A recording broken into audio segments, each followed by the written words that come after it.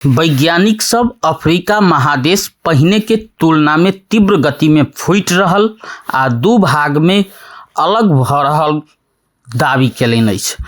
पहिल बेर सन 2005 में इथियोपिया के मरुभूमि में 35 माइल लंबा दरार भेटल छल जे अखन प्रत्येक वर्ष आधा इंच के गति से चौड़ा भ रहल अछि।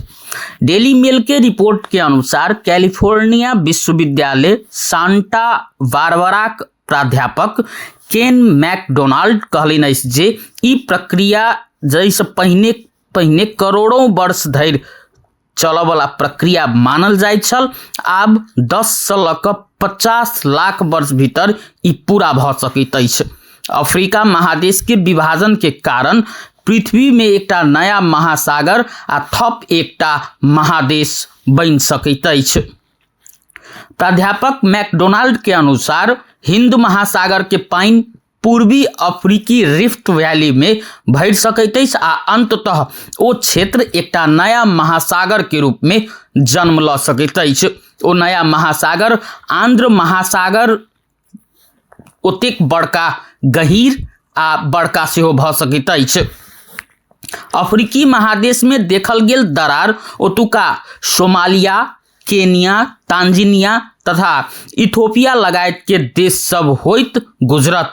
वैज्ञानिक सभक अनुसार ई विभाजन के बाद इथियोपिया के ओ भाग नूबियन महादेश के रूप में चिन्हायत।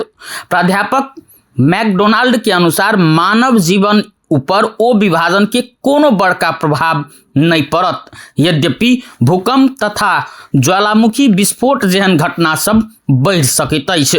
ई प्रक्रिया पूर्वी अफ्रीकी रिफ्ट प्रणाली संग जुटल अछि। ई 2000 माइल लंबा दरार अछि आ करीब 2 करोड़ 20 लाख वर्ष पहिने से बनल छल। एहि क्षेत्र में दूटा टेक्टोनिक प्लेट सब सोमालियन आ नूबियन रहल अछि। ई टेक्टोनिक प्लेट सब एक दोसर से दूर दूर भ रहल अछि।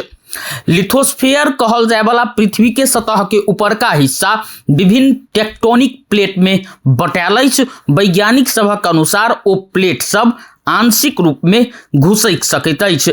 ई गतिविधि पृथ्वी के केंद्र से उत्पन्न होबय वाला तापक्रम के कारण होइत अछि।